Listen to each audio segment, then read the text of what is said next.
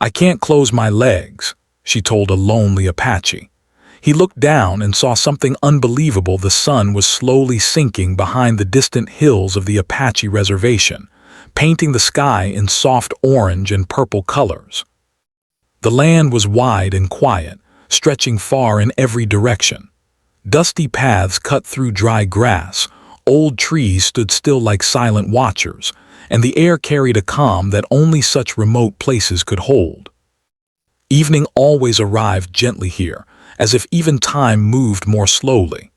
The Apache man walked alone along a narrow trail near the edge of the land. He had taken this path many times before. It helped clear his mind after long days of work and even longer nights of silence. People in the nearby settlement knew him as a quiet man, strong, reliable, and kind, but also someone who kept to himself. Life had not been easy for him, and over the years, loneliness had settled into his bones like an old ache. Still, he never turned away when someone needed help. That evening, the wind was light and the world felt unusually still. No vehicles passed. No voices echoed from nearby homes. Even the birds seemed to have gone quiet. He was just thinking about turning back when he heard something faint, so faint he almost ignored it. At first, it sounded like the wind brushing against dry leaves. He stopped walking. He listened again. This time he heard it clearly, a weak sound, a human sound. Help. The voice was low and shaky, almost lost in the open space. His heart tightened. Out here, voices did not travel far, and anyone calling for help was truly alone. Without hesitation, he turned toward the sound and followed it off the trail, pushing past brush and uneven ground. As he moved closer, the voice came again, a little louder this time, filled with fear. "I'm here," he called back calmly. "Don't move, I'm coming." A few steps later, he saw her. She was lying on the ground near a large rock, half shaded by a tree. Dust clung to her clothes and her hair was tangled. One of her hands pressed into the dirt as if she had tried to pull herself up and failed. Her breathing was fast and uneven, and her face was pale, almost gray in the fading light. He slowed his steps, careful not to frighten her. "It's okay," he said gently. "You're not alone now." Her eyes opened wider when she saw him. Fear flashed across her face, followed quickly by relief. Tears filled her eyes as if she had been holding them back for a long time. "Please," she whispered, "I didn't know who else to call." He knelt a few feet away, giving her space, his voice steady and calm. "My name doesn't matter right now," he said. "What matters is you. Are you hurt?" She nodded weakly but did not answer right away. Her lips trembled as if the words were difficult to say. The man noticed how tense her body was, as though any movement caused her pain. I can't stand," she finally said. "Something's wrong." He looked around, checking the area. No one else was nearby. No phone signal here, he already knew that. Whatever had happened, he would have to handle it carefully. "Did you fall?" he asked. She shook her head slowly. "No, I was walking. Then the pain came. I tried to keep going, but I couldn't." Her breathing grew faster as she spoke, and she squeezed her eyes shut, fighting tears. "I don't know how long I've been here," she added. "I thought no one would come." He felt a heavy weight in his chest at her words. Too many people out here suffered quietly, believing help was too far away to reach them. "You did the right thing by calling out," he said. "I heard you." She opened her eyes again, studying his face as if trying to decide whether she was truly safe. Whatever she saw there seemed to calm her slightly. "There's something else," she said after a moment, her voice barely above a whisper. "I'm scared to say it." "You don't have to be afraid," he replied. "Just tell me what you can." She swallowed hard. "I can't close my legs," she said, her voice shaking. "I tried, but it hurts too much. Something feels very wrong." The man did not react with shock or judgment. Instead, his expression turned serious and focused. He understood immediately that this was not a simple problem. Her words told him she was in real danger, even if she did not fully understand why. "Okay," he said slowly. "Thank you for telling me. That helps me understand how careful we need to be." She let out a shaky breath as if just saying the words had taken all her strength. "I didn't want to say it out loud," she admitted. "I was embarrassed." "There's nothing to be embarrassed about," he said firmly but kindly. "Pain is pain, and when something is wrong, it needs attention." The sky darkened as the last light of day faded. He knew they could not stay there much longer. Night on the reservation could bring cold air and wild animals, and her condition made moving dangerous if done the wrong way. "Can you tell me your name?" he asked. She told him, her voice quiet but clearer now that she was no longer alone. "I'm going to help you," he said. "But first, I need to understand how much you can move. Don't try to get up. Just tell me if anything changes." She nodded. He stayed where he was, watching her carefully. He could see how her body tensed even with small movements. This worried him. Whatever was happening inside her body was serious. He did not need medical training to know that delaying help could make things worse. "Did you feel pain before today?" he asked. "Yes," she answered, "but I ignored it. I thought it would pass." He sighed quietly. That was something he had heard many times before. People often waited too long hoping problems would solve themselves. "You're not weak for needing help," he said. "You're strong for surviving until now." Her eyes filled with tears again, but this time she did not turn away. "I didn't think anyone would care," she said softly. "I care," he replied without hesitation. The wind picked up slightly, rustling the leaves above them. He could feel the temperature dropping. Time was no longer on their side. "I'm going to check the area around us," he said. "I won't touch you unless I need to help you move safely. Is that okay?" "Yes," she said quickly. "Please, I trust you." That trust was not something he took lightly. He knew one wrong move could hurt her more. He also knew that whatever he saw next might change the rest of the night, and perhaps more than just the night. As he adjusted his position to better understand her condition and plan how to help her, a deep sense of urgency settled over him. This was no longer just about helping someone stand up or walk home. This was about protecting a life. And as he looked closer, trying to understand what had caused her pain, he realized that this situation was far more serious than it first appeared. The quiet evening on the reservation had just turned into something unforgettable. The night had fully settled over the land. The sky above the reservation was dark and wide, filled with quiet stars that felt very far away.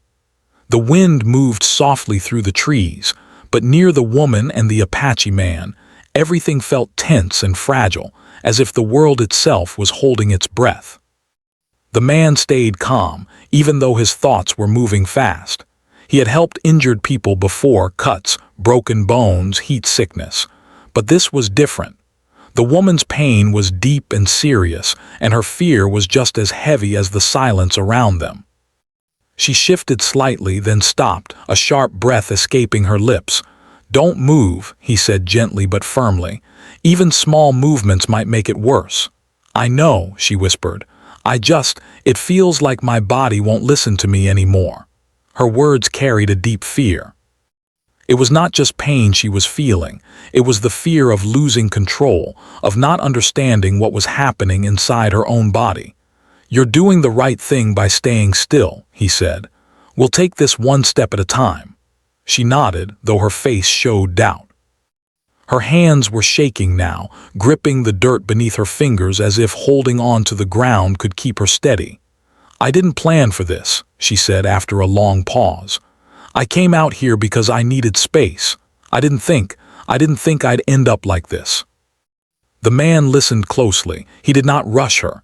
He knew that sometimes talking helped people stay awake and calm, especially when fear tried to take over.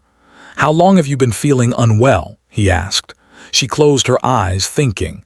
"Weeks," she admitted. "Maybe longer." At first it was just discomfort, then pain. Today it was different. "How?" he asked quietly. "It felt like something inside me shifted," she said. "Like my body suddenly said no more." I tried to keep walking, but then I couldn't. Her breathing grew faster again as she spoke, and he noticed her chest rising and falling too quickly. "Hey," he said softly, "look at me." She opened her eyes. "Slow breaths," he said, demonstrating. "In through your nose, out through your mouth." She followed his lead, slowly at first, then more steadily. After a few breaths, her shaking eased just a little. "That's good," he said. "Keep doing that." The darkness made it harder to see her clearly now, so he reached into his pocket and turned on a small flashlight. He aimed it at the ground near her, not directly at her face. "I'm just giving us some light," he explained. "Nothing else." "Okay," she said. He scanned the area carefully. No signs of danger nearby, no animals, no people, just the two of them and the quiet land. "I need to understand what position you're in," he said. "Not to touch, just to see how we can move you safely later." She hesitated, then nodded. "I understand." As he observed, he could tell immediately that her body was under serious stress. The way she was holding herself, the tension, the pain that came even from small movements, it all pointed to something that needed urgent care. His expression grew serious, but his voice stayed calm.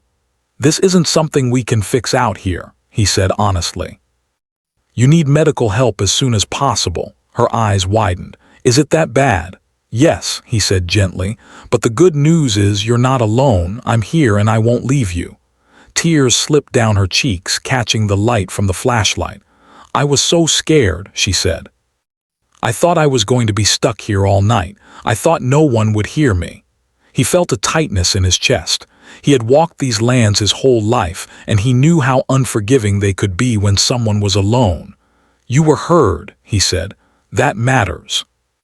She wiped her face with the back of her hand, embarrassed. "I didn't mean to cry." "Crying is okay," he replied. "It means you're still fighting." She gave a weak, shaky laugh. "I don't feel very strong." "Strength doesn't always look loud," he said. "Sometimes it looks like surviving long enough for help to arrive." That seemed to reach her. She nodded slowly. "I didn't tell anyone I was coming out here," she admitted. "I didn't want to worry people." He sighed softly. "A lot of people do that." "I didn't want to be a burden." "You're not," he said immediately. "Needing help doesn't make you a burden." She studied his face again, as if those words mattered more than she expected. "I don't even know your name," she said. "You can call me whatever helps you feel calm," he replied. "Names can wait." Another wave of pain hit her suddenly. She gasped, her body tensing. "It's happening again," she said, panic rising in her voice. "Please, don't let me pass out." "I won't," he said firmly. "Stay with me, look at the light, breathe." He stayed close, talking to her steadily, keeping his voice even and grounding. He asked simple questions about her favorite places, about where she was from, anything to keep her focused and aware. Minutes passed slowly, stretching longer than they should have. The pain eased a little, but the danger remained. "I'm going to need to move you," he said carefully, "but only when I'm sure I can do it safely." She swallowed. "Will it hurt?" "I'll do everything I can to make it hurt less," he answered truthfully. "But getting you help is the most important thing." She nodded again. "I trust you." Those words landed heavily. Trust, given in such a moment, was not something he took lightly. He checked the time. Too much had already passed. Every moment mattered now. "There's a vehicle not far from here," he said.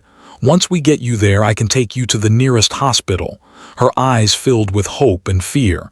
"It's far, isn't it?" "Yes," he admitted, "but we'll get there." She took another slow breath. "Okay."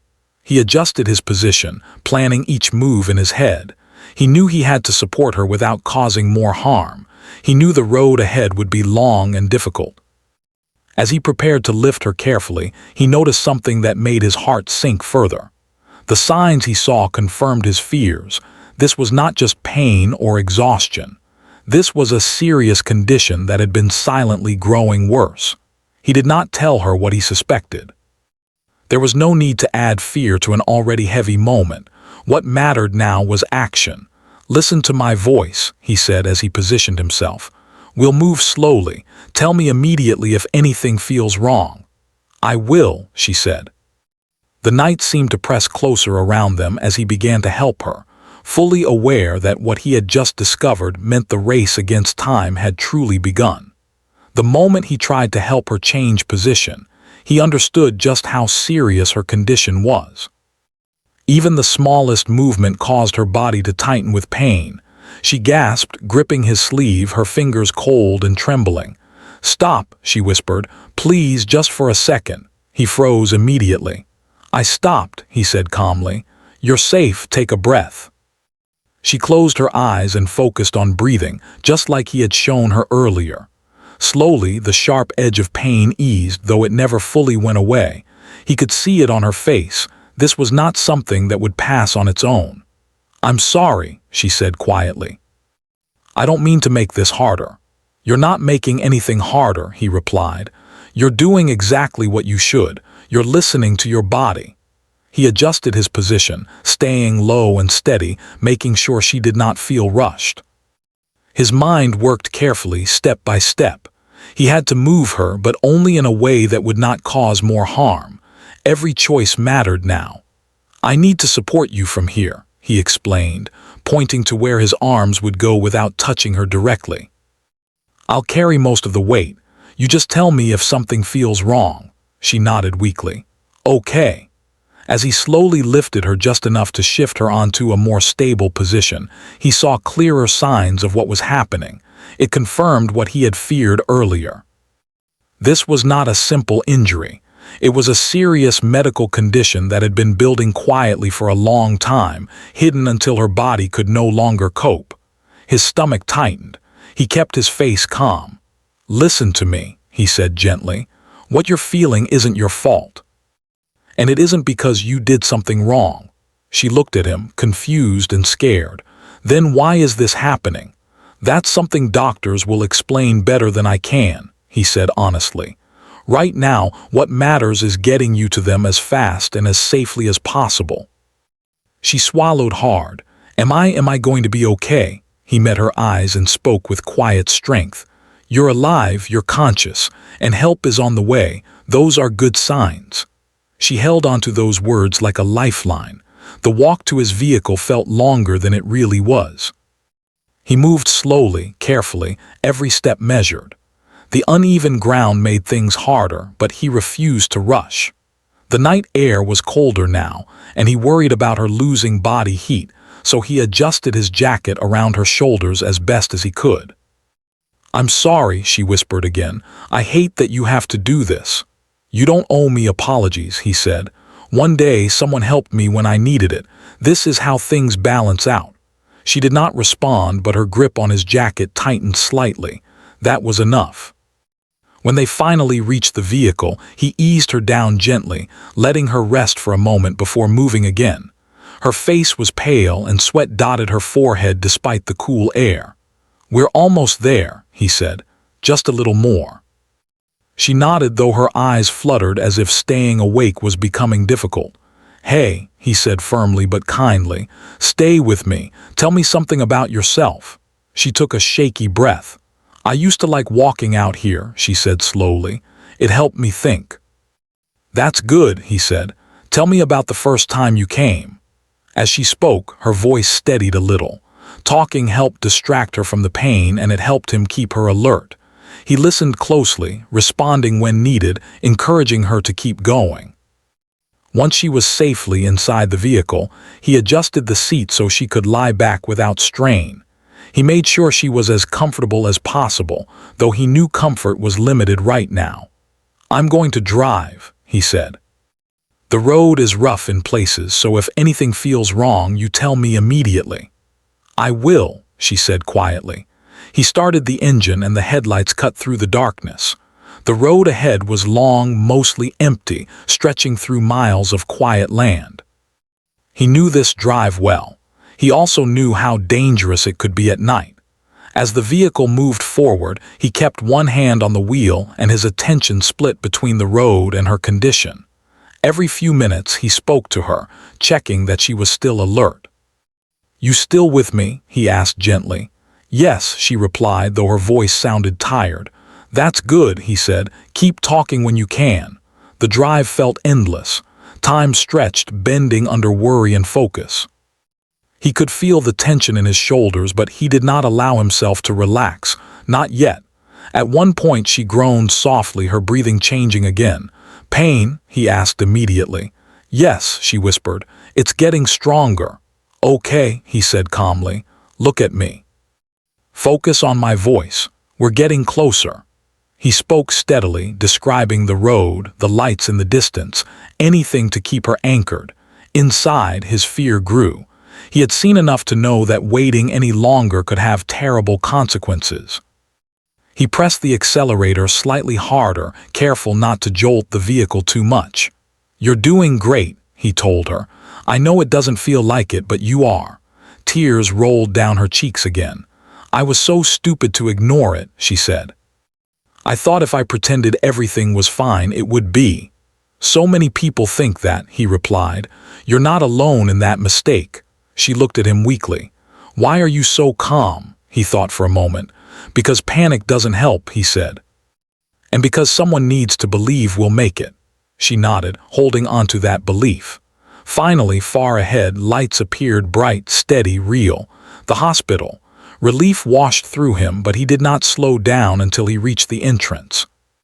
He parked quickly and stepped out, calling for help. Within moments, medical staff rushed toward them with equipment.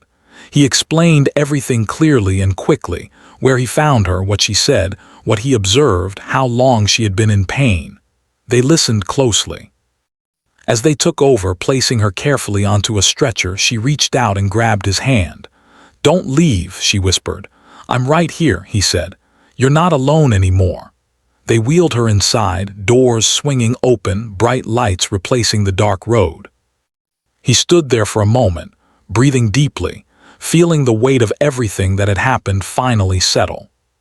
He knew then that what he had seen out there on the quiet land was truly unbelievable, not because it shocked him, but because it reminded him how close life and loss could stand beside each other, and how one choice, to stop, to listen, to help, could change everything.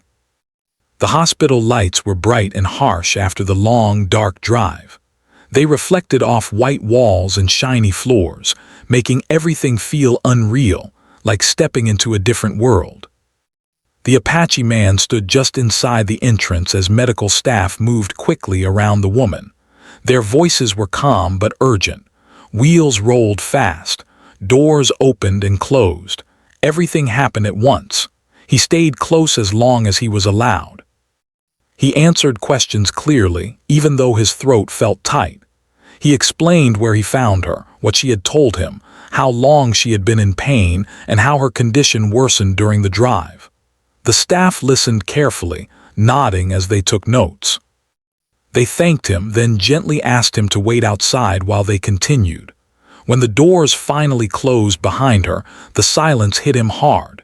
He stood there for a moment, unsure where to go or what to do next. His hands were still slightly shaking, and only now did he realize how tired his body felt. The long hours of focus and tension had drained him completely.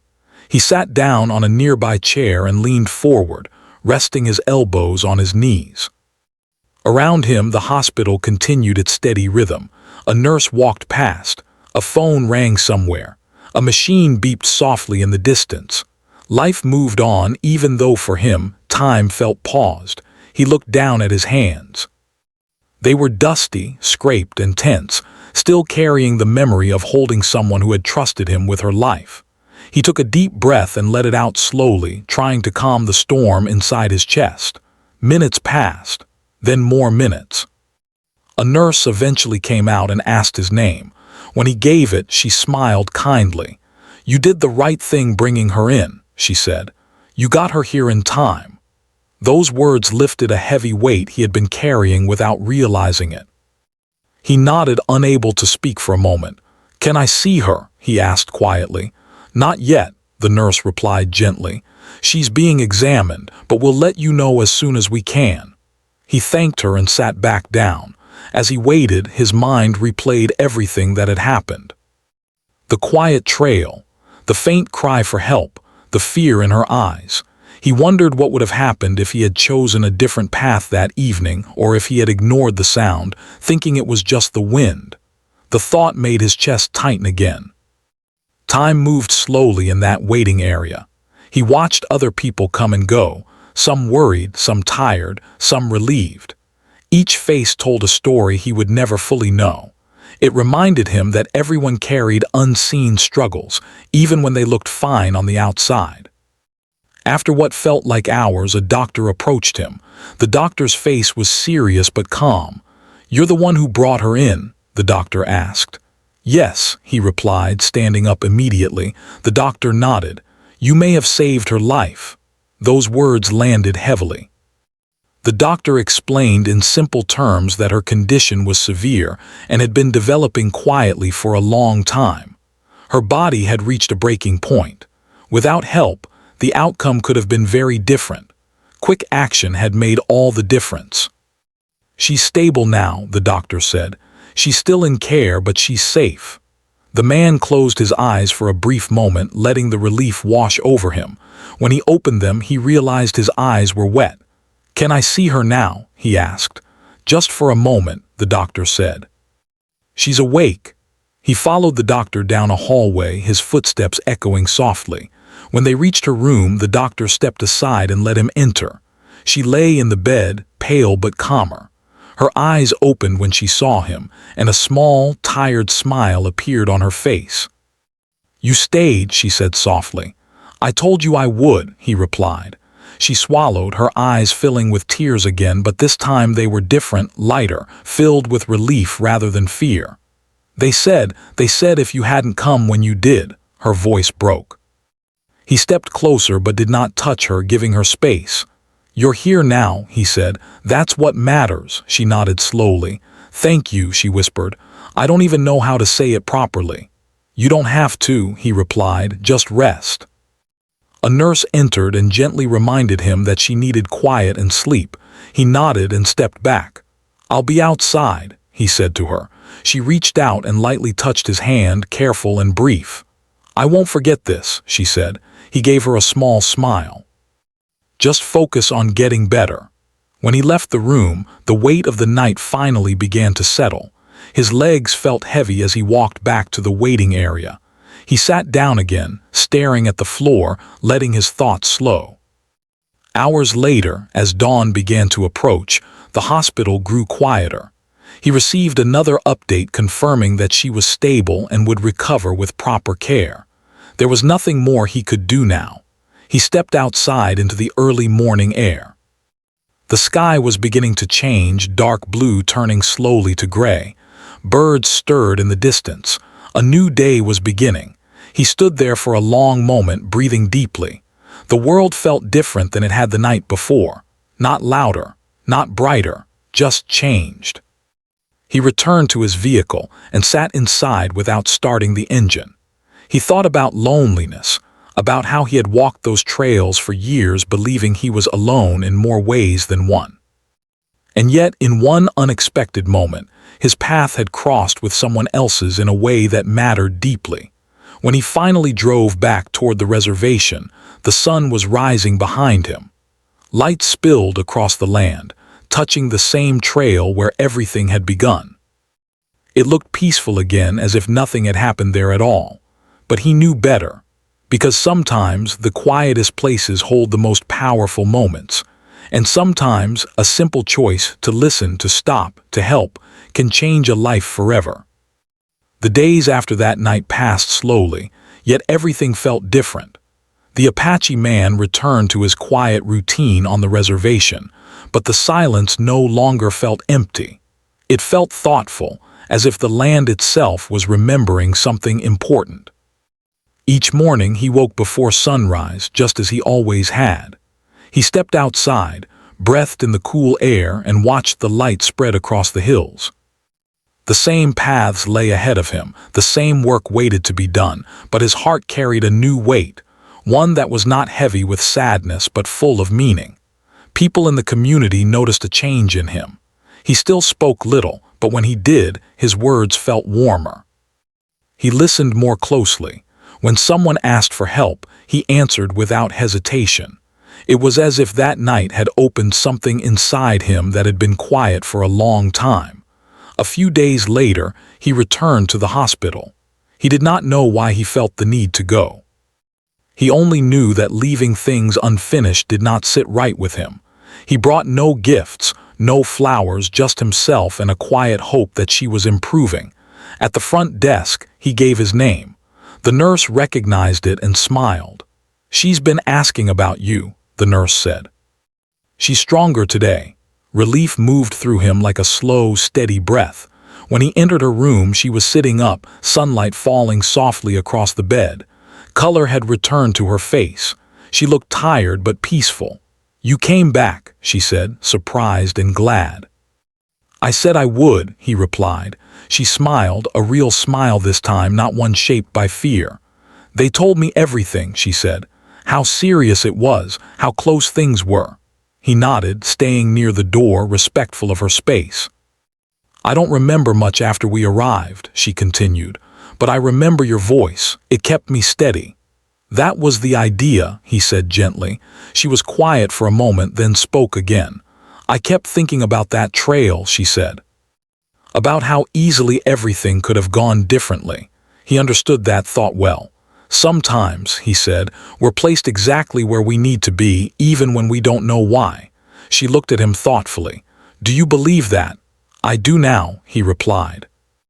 They talked for a while about simple things, about the land, about the quiet, about how easy it is to ignore pain when life feels too heavy to stop and listen.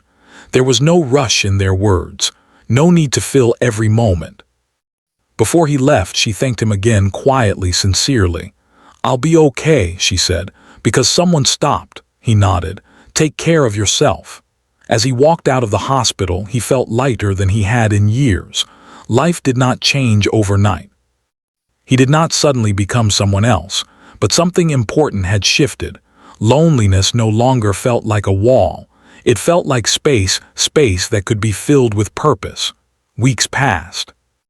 The woman returned home to recover, surrounded by care she had once been afraid to ask for. She followed her treatment carefully now, listening to her body, respecting its signals. The memory of that night stayed with her, not as fear, but as a reminder that help can come from unexpected places. The Apache man continued his walks along the land. One evening, he returned to the same trail where he had heard her voice for the first time. The sun was setting again, painting the sky in familiar colors. He stood there quietly.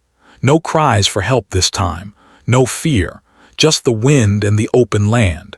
Yet the place no longer felt empty.